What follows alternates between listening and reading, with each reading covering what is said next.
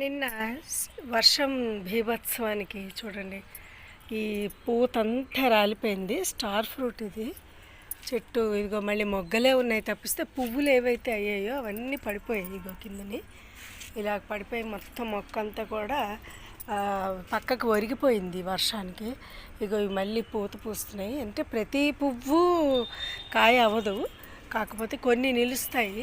పడిపోయాయి కాబట్టి ఇప్పుడు కొన్నాళ్ళు ఇంకొంచెం వెయిట్ చేయాలన్నమాట. ఏదైనా తప్పదు కదా, మరి ప్రకృతిని మనం ప్రకృతి నుండి మనల్ని మనం కాపాడుకోవడమే అంతే. సో వర్షం కూడా అవసరమే. మొక్కలైతే చాలా హ్యాపీగా ఉన్నాయి చూడండి, ప్రతి ఆకు చాలా హ్యాపీగా ఉన్నాయి. సో ఇదండి మొత్తం ఈ మొక్కలన్నీ పడిపోయి, ఇదిగో పువ్వు కూడా పడిపోయింది ఈ చెట్టుది.